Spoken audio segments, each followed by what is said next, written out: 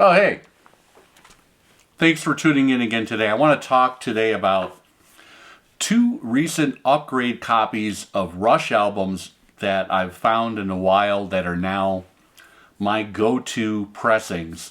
They are the best versions of both of these records I've ever heard in my life. In each of these cases, I have had dull sounding records, and in the second case I've had a lot of surface noise. Actually, no, in both of these cases the pressings that I always find and have had, whether they're VG Plus or almost near mint, there's always been an issue with surface noise because there are two or three or four quiet beginning slow burn style Rush tunes that start very quietly, and they've always been impacted negatively by surface noise. So today, the first record I want to talk about is a really special pressing of Signals. This is, of course, the follow-up to Moving Pictures. You know, the big single off this, there were two. There were Subdivisions and New World Man. We just heard the opening to side 2, which is The Weapon, and that's one of the more quieter beginning portions of one of those songs on Signals that I love. The issue that I've had is that I've always had the master disc pressing with BK in the dead wax, which is Bill Kipper. Now, Bill Kipper was an engineer with Masterdisc, who was kind of second or third in line to Bob Ludwig. I think Bob Ludwig was the lead engineer, and there was another engineer named Howie Weinberg. You'll see Masterdisc HW in some other pressings that you'll find for other Rush records as well. But in the case of Signals, I have only found Masterdisc BK. Now, Robert Ludwig did the first cuts of Signals, at least for the U.S. versions, and they are far and away the best sounding pressings. You can do a search on the Hoffman forum, and there's like a 100-page Rush vinyl pressings thread that you can consult with. And you can use your own ears, which is what happened with me. Now, I recently found this copy of Signals and a fantastic copy of Permanent Waves in the same shop. What happened differently here this particular time is that for this shop, I always go to the new arrivals bin and kind of check that out, maybe on a weekly basis, and see what is new in the shop.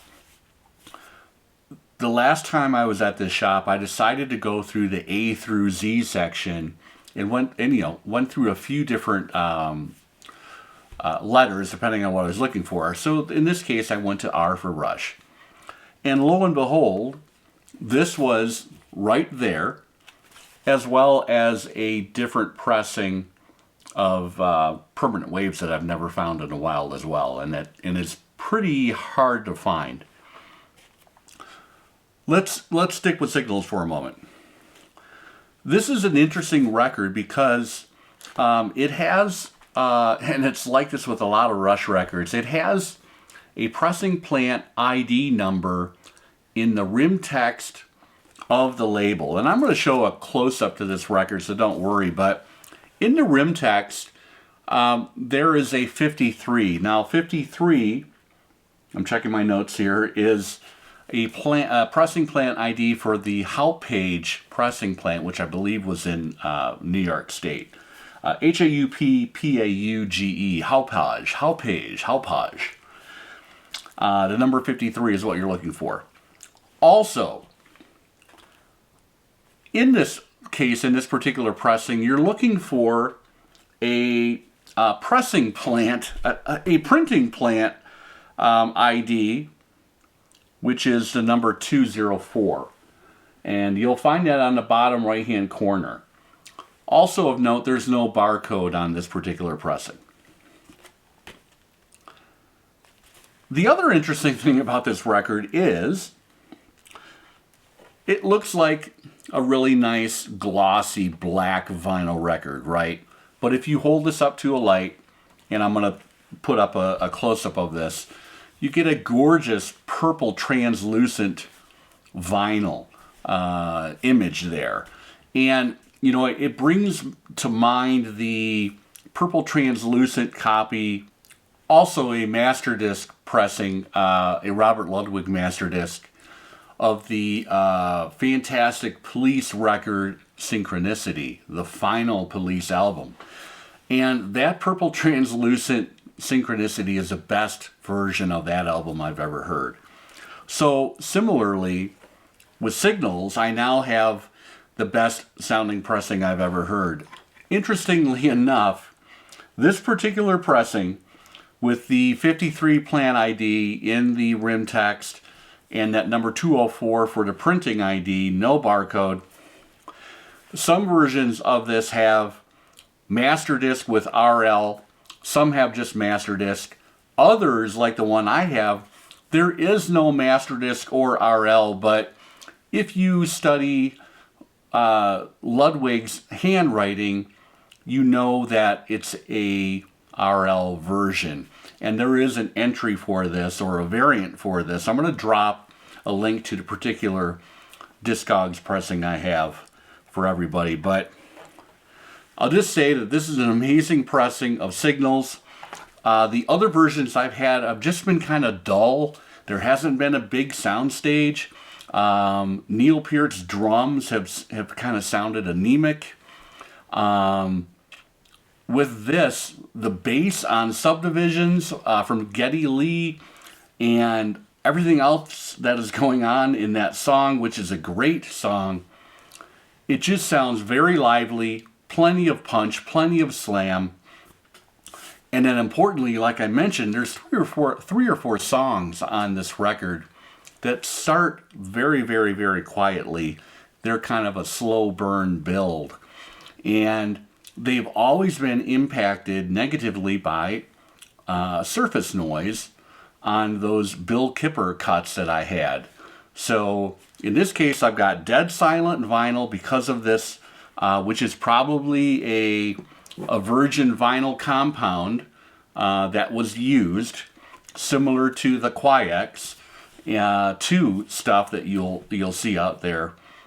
So I just wanted to kind of hop on here and talk about that record.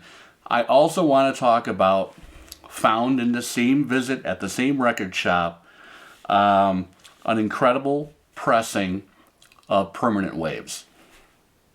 Permanent Waves was released in late January of 1980. It is a big left-hand turn for Rush at the time. They decided to work on a more concise song structure and arrangement for a lot of these songs. There are a couple holdovers from the previous albums as far as their kind of traditional prog blueprint is concerned. Case in point, the closing track on the record is the epic 9-minute plus Natural Science. And yes, that does harken back to the previous albums and their kind of prog beginnings.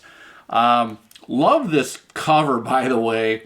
You will notice that the newspaper headline, Dewey Beats Truman, is washed out on this, or whitewashed. It's no longer visible. And then actually on the, this is kind of cool, on the billboards over here, there are the last names of the 3 band members in Rush. These are all photos that were taken at Le Studio, where this record was recorded. Le Studio was a legendary residential studio about 45 minutes outside of Montreal in the foothills of the Laurentian Mountains. There was a private lake adjacent to that house.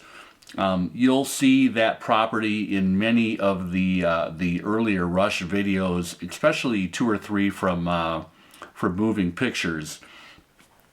And it was a very relaxing place. Rush really kind of made the turn into mainstream and huge commercial success with the albums that started at La Studio, and Permanent Waves was the first. By the way, Signals and Moving Pictures were both recorded at La Studio. Sadly, that place is no longer around. It burned, I think, in 2017, and they finally razed the property. Before it was razed, I think in 2020, it sat there kind of abandoned, and it had been stripped. Kind of a big sad story. I'm going to put a photo of what that looked like before it was burned down or torn down as well. And this record was, when they finished the recording of it at La Studio, they shipped off the tapes to London to Trident Studios. There had been talk about recording the record at Trident Studios in London, but they had had they had had a tough time with Caress of Steel in the UK, the previous record, and when they found out about Le Studio in Quebec, that's where they decided to go. But they did want to work with Trident Studios. They knew that all the historical Elton John, the David Bowie records that had been cut there, or mixed and cut there, they wanted to work at Trident on this particular record. So the tapes went to Trident in London, and an engineer named Ray Staff did the mastering of the record. Now, Ray Staff is a legendary mastering engineer, and he is known for, in the Dead Wax, either RAYS for Ray's or Ray's Cut, RAY''SCUT. And in this case, the Ray's Cuts were the first mastered editions of the record. Of course, they came out on the Anthem label in Canada. I have a US pressing, which came out on Mercury, and I have, which is pretty hard to find these days, I have Ray's Cut on side A and side B. I also have dash A, dash B for side A and B. This is an early mastered pressing, fresh from those tapes. Now, whether they used the same metal parts from Anthem in Canada to the US on Mercury, I don't know. But one thing I do know is I've had 2 or 3 previous copies of this record. They have been Masterdisc and HW for Howie Weinberg. And I've had Surface Noise. I haven't had what I feel is a great sounding record. And similarly to Signals, but even more so with this record, there are some real quiet passages on these songs. But there are also some very dynamic songs. I'm thinking right now of Free Will, which is the lead track on side 1, an incredible song.